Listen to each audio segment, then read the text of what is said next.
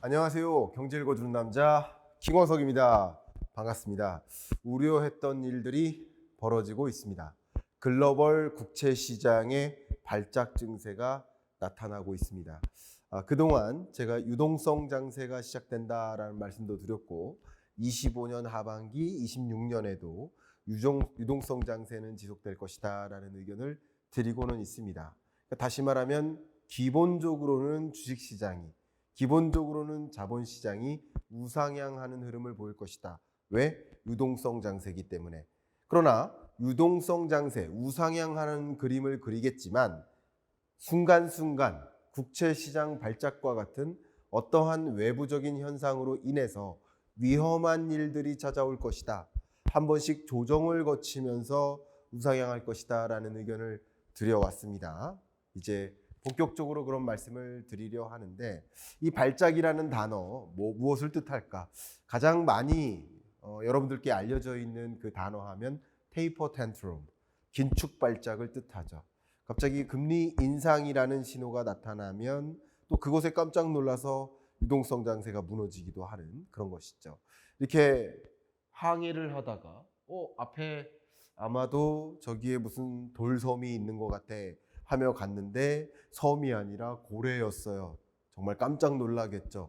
발작이죠. 그런 게 다 발작이라고 볼 수 있겠습니다.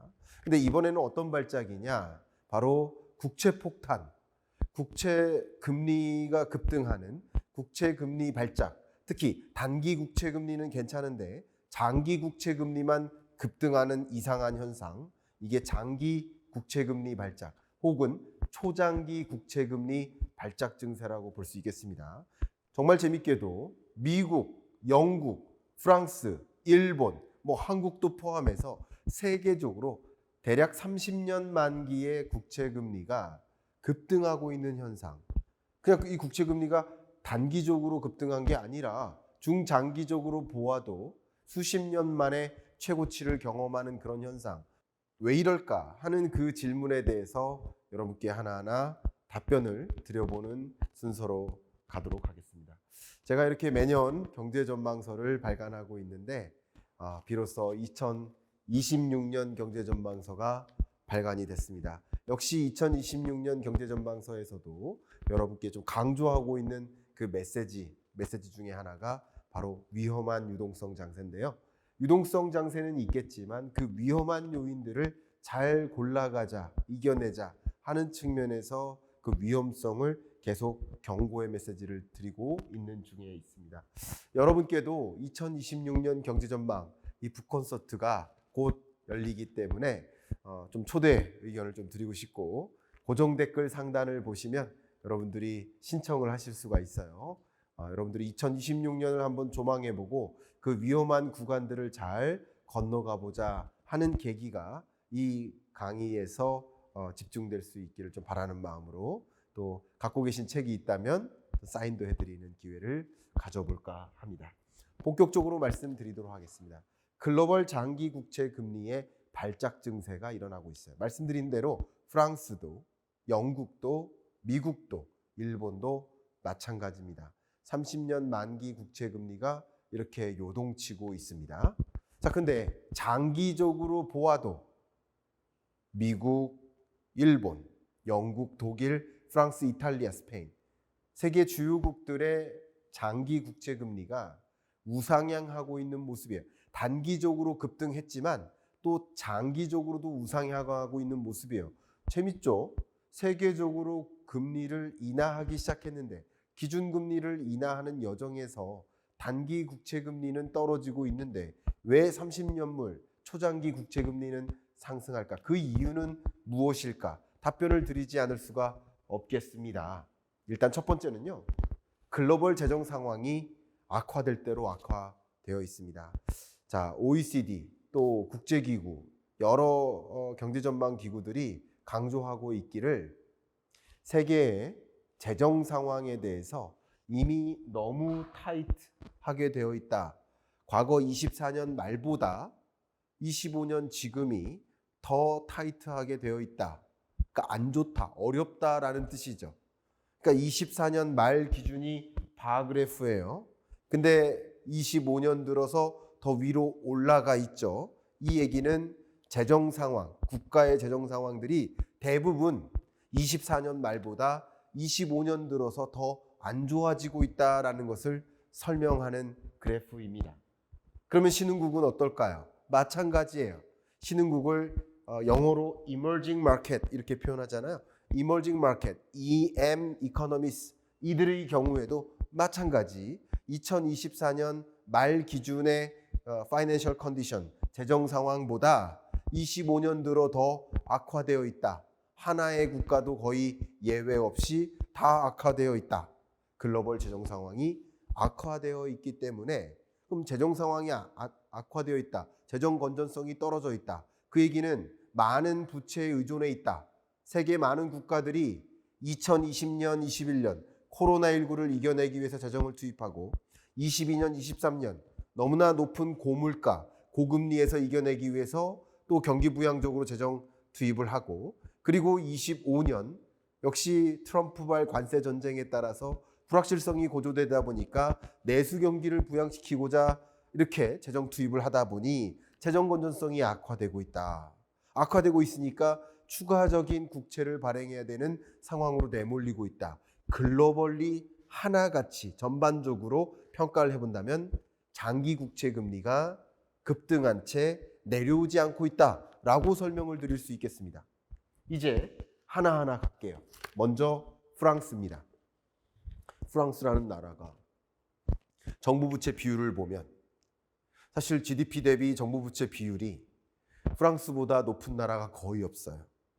근데 그리스, 이탈리 이 두 개 국가가 픽스를 대표하는 국가죠. 유럽 중에서도 P, 포르투갈, 두 번째 I, 이탈리, 그리고 세 번째 G, 그리스, 네 번째 S, 스페인 4대 유로피언 국가들이 가장 재정 상황이 흔들리는 전통적으로 재정 상황이 흔들리는 국가였는데 그들 국가보다 지금 딱 그리스, 이탈리를 제외하면 프랑스의 재정 상황이 더 악화되어 있고 포르투갈이나 스페인보다는 재정 상황이 더 악화되어 있는 상황이에요. 그러니까 이만큼 GDP 대비 정부 부채 비율이 높다 보니까 재정 상황이 흔들리다 보니까 프랑스 재정 불안해, 국채 발행 더 늘어날 것 같아 하니까 프랑스의 초장기 국채 금리가 흔들리고 있는 것이죠. 더 구체적으로 본다면 지난 약 10여 년 동안 정말 세계 주요국 그리고 유로존들은 재정 건전성을 강화하기 위한 행보를 했습니다. 유로존 한번 볼게요. 팬데믹 경제 위기 때 재정을 많이 투입하면서 GDP 대비 정부 부채 비율이 늘어난 건 사실입니다. 그 이후 재정 건전성을 안정적으로 관리하기 위한 준비를 했는데 프랑스는 그러지 못했습니다. 오히려 팬데믹 때보다 재정 상황이 더 악화된 겁니다. 여기에 더하는 것이 정부 부채 비율이 앞으로도 늘어날 것이다 라고 전망이 됩니다. 프랑스 재무부에서 스스로 전망했습니다. 그러니까 프랑스 재무부 장관이 뭐라고 얘기했습니까? IMF 구제금융을 신청해야 될 그런 상황으로 검토될 만하다. 공식적인 의견이 IMF 구제금융을 신청할 수도 있는 것이다 라고 실토를 하니까 당연히 프랑스의 국채금리는 요동칠 수밖에 없겠죠. 누가 프랑스 국채를 매입하려 하겠습니까? 국채금리가 급등할 수밖에 없겠죠. 거기에 하물며 더해지는 것이 바로 신용등급입니다. 이미 S&P, 무디스, 피치사 이들이 프랑스에 대한 신용등급을 부정적으로 바꾸어 놨습니다. 안정적으로 했다가 부정적으로, 안정적으로 했다가 스테이블하게 바꾸어 놨습니다. 거기다가 중요한 말씀 드리겠습니다.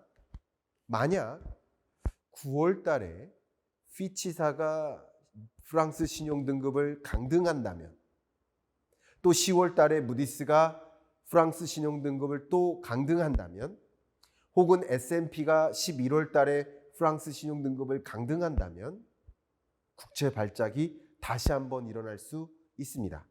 등급을 강등한다는 얘기는 그 나라 국채를 투자하기 적합한 것이 아니야 라는 것이 특징이에요.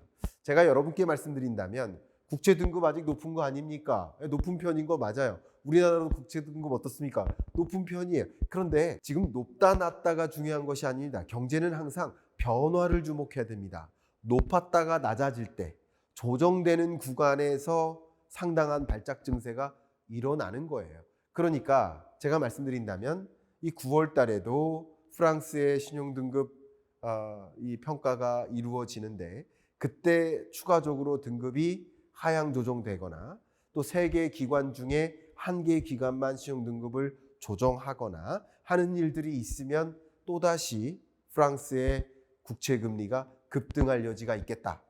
여기에 한 가지 또 중요한 시나리오를 여러분께 말씀드리면 바로 정치적 불안정이죠. 총리의 지지율이 이렇게 떨어진 적이 없습니다. 바이루 총리의 지지율이 아마 역대 최저치라고 볼 수 있겠어요. 그래서 신임 투표 붙이자. 신임 투표 붙입니다. 근데 만약에 부결하게 될 경우 정부가 붕괴되는 거죠. 그러면 만약에 신임 총리를 지명할 수도 있고 아니면 정말 이 정권을 마무리하고 대통령 선거를 다시 치를 수도 있는 것이고 어떻게 전개될지는 모릅니다. 그러나 적어도 신임 투표 시 부결 결과가 나온다. 그러면 또 순간적으로 재정이 굉장히 악화되죠. 또 더군다나 이 바이루 총리는 긴축 재정을 주장하는 사람이에요. 긴축 재정해야 된다. 재정 건전성 살펴야 된다. 근데 많은 야당들은 아니다. 경기 부양해야 된다. 라는 주장을 하고 있어요. 그러니까 확장 재정해야 된다. 멈출 수 없다. 그러면 바이루 총리가 만약에 신임 투표에서 부결될 시에는 긴축 재정이라는 그 방향성은 사라지는 거죠. 사라질 가능성이 높아지죠. 그래서 국채 시장에서 아무래도 프랑스 국채 시장은 더 불안하게 신뢰도를 더 잃을 수도 있겠다라는 시나리오를 말씀드립니다. 그러니까 이런 여러 가지 이벤트들이 있을 때마다 국채 시장이 요동칠 수 있겠다라는 말씀을 드리고자 하는 겁니다. 이어서 영국으로 건너가겠습니다. 영국 국채 시장도 발작 증세가 일어나고 있습니다. 특히 5년물, 10년물, 2년물 상대적으로 단기 금리 해당되는 것보다 20년물, 30년물 초장기 금리일수록 국채 금리가 굉장히 강하게 상승하고 높아진 이 국채 금리가 내려올 생각을 안 하고 있습니다. 왜 그럴까? 물론 여러 가지 이슈들이 있어요. 그 배경은 여러 가지입니다. 이미 제가 여러분들께 즉시 분석을 통해서 말씀드렸습니다. 그러나 가장 구조적인 요인 한 가지만 말씀드리면 영국 국채 보유 비중을 한번 살펴보시면 연기금이 영국 국채 보유하는 비중이 절대적으로 줄어들었죠. 그러면 다른 주체가 영국 국채를 보유하고 있다. 이렇게 설명할 수 있겠죠. 보시는 것처럼 연기금이 줄었고요. 외국인이 늘었어요. 또 영란은행도 최근 들어 줄어들고 있죠. 그럼 이 얘기는 은행과 같은 해치펀드와 같은 해외 금융기관들이 영국 국채를 보유하고 있고 외국인이 영국 국채를 많이 보유하고 있다. 그렇다는 얘기는 영국 국채 시장이 흔들릴 때 국채 시장에서 영국 국채를 내다 팔 수 있다. 매각할 수 있다. 기본적으로 구조가 연기금이 많이 들고 있고 영란은행이 많이 들고 있으면 영국 경제를 지탱하기 위해서 어떤 상황에서도 국채 매각을 안 할 수도 있는 거예요. 그런 의사결정을 내릴 수도 있지만 외국인이 들고 있고 또 금융기관이 들고 있고 해치펀드가 들고 있으니까 자신이 유리한 선택을 할 가능성이 높아진 겁니다. 영국 국제시장도 발작 증세에 있는 겁니다. 그리고 제가 207화 경익남 시그니처에서 미국과 일본의 부채 위험이 온다라고 이미 경고해 드렸습니다. 이미 메시지 드렸습니다. 여기서 주된 내용이 뭐였습니까? 한 가지가 일본도 야당이 감세 정책을 다 주장하고 있고 그 감세 정책이 실제 어떤 일로 만들어질까요, 여러분? 재정정책 관점에서 확장적 재정정책이에요. 세금을 덜 걷고 많이 쓰겠다라는 거잖아요. 또 일본 입장에서 정상적인 목표하는 금리, 중립금리가 1에서 1.5% 되니까 그 높은 금리를 향해 금리 인상의 여정을 하는 과정을 인내하기 위해서는 재정이라도 좀 풀어야 된다라는 입장이에요. 역시 일본의 초장기 금리, 30년물 만기 금리가 근 20년 만에 최고치를 경험하지 않았습니까? 미국으로 건너가 볼까요? 미국도 OBBBA법이 통과되고 막대한 재정 적자가 나타날 가능성이 지금 많아진 거죠. 마이너스 통장을 만든 거예요. 트럼프 행정부에서 마이너스 통장을 만든 거예요. 만들었으니까 필요할 때는 언제든지 국채 발행해서 마이너스 통장에서 돈을 빼다가 쓸 수 있어요. 그럼 그런 여정에서 무슨 일이 벌어져요? 국채 발행이 예정되어 있다시피 한다.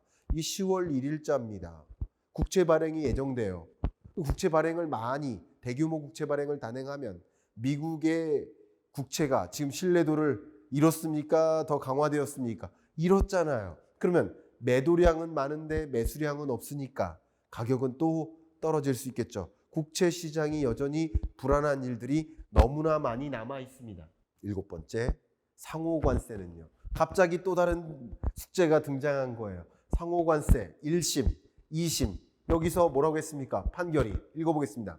미국 비상권한법 IEEPA에 따르면 대통령에게 국가 비상사태에 수입을 규제할 권한을 부여하고 있다. 맞아요. 그 이 법에 의해서 상호관세를 부과 조치를 했었던 겁니다. 그런데 행정명령으로 관세를 부과할 권한은 포함하지 않고 있다. 그러니까 수입 규제 조치는 포함하고 있으나 관세라는 수단을 동원할 수 있다고는 명시하지 않았다. 이게 2심에서의 판결입니다. 물론 대법원 판결이 남아 있어요. 만약에 그건 누구도 모르잖아요. 일부 많은 분들은 이거 대법원에서 뭐 통과될 거야, 무효화될 거야, 뭐 여러 가지 의견들이 있겠지만 그 누구도 현재 알 수 없습니다. 근데 만약에 대법원에서 통과하지 못한다, 무효화된다, 트럼프 행정부에서 뭐라고 했습니까? 이것은 대재앙이다, 대공황을 불러온다 라고 이야기하지 않았습니까? 지금 관세 세입이 상당한 미국의 재정 적자를 축소하기 위한 도움이 되는 수단으로 적용되고 있는데 관세 세입이 멈춘다라고 생각해 보세요. 물론 상품 관세를 도입할 수 있지 않느냐, 뭐 스무트 홀리법에 근거해서 또다시 이것을 추진할 수 있지 않느냐. 맞습니다. 그거 가능해요. 불가능하다는 것이 아니라 어쨌든 앞에 근시일 안에 대법원 판결을 앞에다 두고 있고 대법원 판결이 어떻게 나올지는 모르니까 여전히 그러면 미국 국채 신뢰도가 추락한다든가 미국 국채 발행이 더 막대하게 쏟아진다든가 하는 일이 있을 수 있잖아요. 그런 일이 역시 상호관세 무효화에 따른 일이라고 우리는 추론해 볼 수 있겠습니다. 8번째, 정부의 통화정책 개입 너무나 적극적이죠. 스티븐 미란 이미 9월 FOMC 회의 때 FOMC 위원으로서 참여하겠다. 근데 재밌게도 백악관 경제고문으로서 활동도 유지하면서 FOMC 위원으로도 참여하겠다. 이게 뭐예요? 이건 말이 됩니까? 통화정책의 메커니즘에 부합합니까? 분명히 재정당국과 통화당국은 엄연히 독립적으로 구분되어야 하는데 FOMC 위원이면서 백악관 경제고문? 이게 말이 됩니까? 독립성은 도대체 온데간데 없죠. 정부가 이렇게 대놓고 통화정책에 개입하고 있습니다. 개입한다면 정부의 통화정책 개입은 조금 더 어떤 쪽일까요? 금리 인하하라는 쪽이겠죠. 경기 부양해야 되니까. 그런데 재밌게도 경기를 부양시키기 위해서 금리 인하라는 통화정책 개입이 있지만 그것이 결과적으로 금리를 인하하겠다. 단기 금리에는 영향을 미쳐요. 금리 인하하라는 압박과 또 금리 인하 요구와 스티븐 미란과 같은 FOMC 위원회 참여, 또 차기 연준 의장을 지명하는 등등 통화정책에 이렇게 개입하다 보면 금리 인하 가능성이 더 고조되는 거 맞아요. 그런데 이 물가가 아직 잡히지 않은 상황에서 금리를 인하하면 우려되는 게 인플레이션이 촉발하겠죠. 그러니까 10년물 장기 국채 금리는 더 올라가는 거예요. 스티프닝 현상이 일어나게 된 배경 중에 하나가 통화정책 개입이라고 볼 수 있겠습니다. 정부의 통화정책 개입으로 당연히 여러분 미국의 중앙은행 연준에 대한 신뢰감은 어떻게 될까요? 제가 하도 많은 분들이 댓글로 그런 말씀을 남기셔서 부원 설명을 잠깐 드리겠습니다. 페드는 중앙은행 맞습니다. BOK 한국은행 중앙은행 맞고요. BOJ 일본은행 중앙은행 맞아요. 그런데 중앙은행이지만 그 중앙은행의 지분 소유 구조가 민간은행이 갖고 있다. 이것도 맞아요. 민간은행이 소유하고 있다고 해서 중앙은행이 아닌 건 아닙니다. 중앙은행 여부는 누가 소유했느냐가 아니라 금리를 결정하고 통화량을 조절하고 유동성을 결정하는 그 의사결정을 갖고 있느냐, 이게 중앙은행 여부입니다. 이견이 이제 없었으면 좋겠습니다. 자, 중앙은행에 대한 신뢰가 떨어지고 있어요. 그러니까 미국 달러가 안전자산으로서의 가치가 떨어져요. 국채 발작이 일어나면 달러 선호 현상이 일어나야 되는데 아니다. 미국 달러, 미국 국채, 안전자산 아니다. 이렇게 생각하니까 금으로 더 내몰리고 금 가격만 치솟게 되죠. 정부가 통화정책에 적극적으로 개입하다 보니까 세계적으로 미국 국채 수요가 줄어들고 있어요. 이런 마당에 OBBBA법이 통과되고 국채 발행량이 늘어나니까 미국 국채 금리가 치솟는 거죠. 이제 거의 다 왔습니다. 9번째, 스티프닝 현상. 잔단기 금리 차가 확대되고 있습니다. 물론 장기적으로 보면 단기 금리와 장기 금리는 같이 움직이는 경향성이 있어요. 그게 사실입니다. 결과적으로는 균형점을 찾아 이동합니다. 그런데 보시는 것처럼 실제 2년물 국채 금리는 떨어지고 30년물 초장기 금리는 올라가요. 안 떨어지고 있어요. 왜 그런 것일까? 금리 인하 기대감이 이렇게 고조됨에도 불구하고 왜 이렇게 장기 금리는 올라가는 것일까? 2년물 금리는 기준금리에 연동돼요. 기준금리 인하하겠다. 혹은 인하할 것 같다. 혹은 실제 인하 의사결정이 내려진다. 2년물 금리는 내려가는 거예요. 그런데 기준금리 인하에 따라서 인플레이션을 자극하는 거 아니야?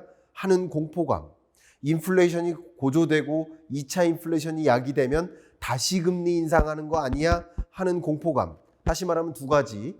인플레이션 변동성, 금리 변동성이라는 그 공포감, 불확실성을 안고 초장기 미국 국채를 들고 있을 수 있겠어? 하는 질문이 던져지죠.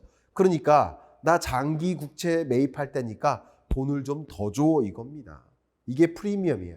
기간 프리미엄이 증가하고 있는 겁니다.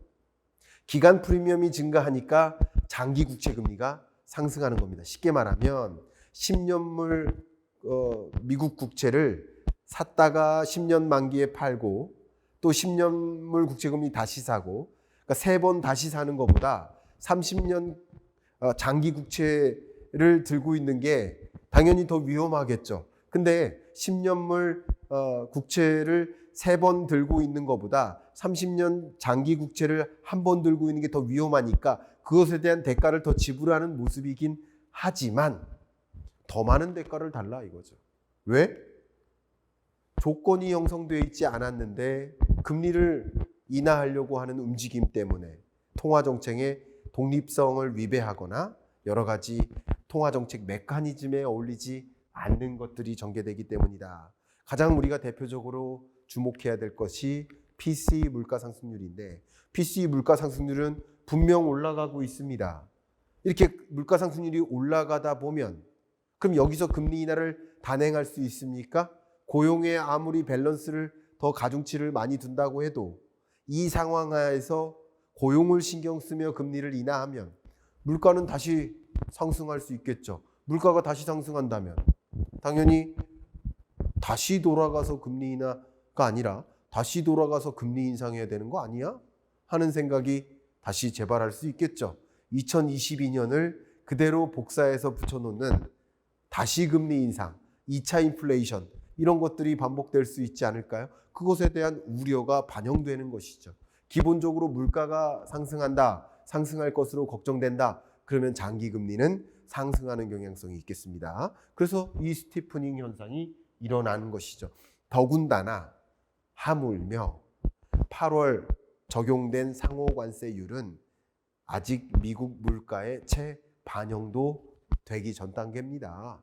그러니까 상호관세가 발효됐고 그 상호관세에 따른 물가 반영분이 나타난다면 물가 쇼크를 경험하면서 다시 금리 인상해야 돼.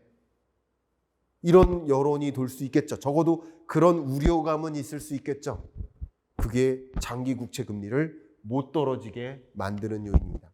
마지막으로 한 가지 추가한다면 제가 그동안 강조해드렸던 것처럼 스테이블 코인은 미국 국채 매입처로서의 기능 때문에 트럼프가 적극적이다라고 말씀드렸죠. 근데 스테이블 코인의 국채 매입 기능은 단기 국채의 하나입니다. 그러니까 스테이블 코인이 활성화되고 합법화되면서 발행량이 많아지고 당연히 스테이블 코인 발행 업체들이 미국 단기 국채를 매입하는 기능을 수행하고 있습니다. 그런데 그것은 단기 국채인 거예요. 장기 국채는 매입처가 사라지고 있는 겁니다. 그러니까 장기 국채 금리는 떨어질 리가 없고 단기 국채 금리만 안정적으로 떨어지는 이유인 것이다.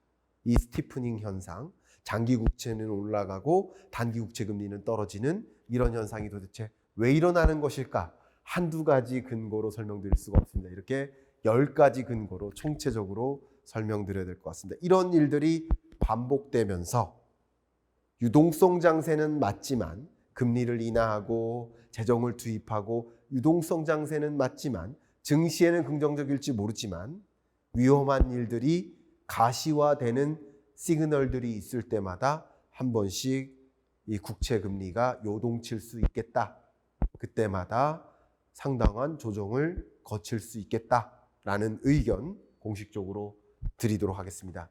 앞에 말씀드렸던 제 북콘서트 2026년 경제전망서 여러분 꼭 추천드리고 또 북콘서트에도 또 참여해 주시기를 추천드립니다. 고정 댓글 상단 링크를 참조해 주시길 바라겠습니다.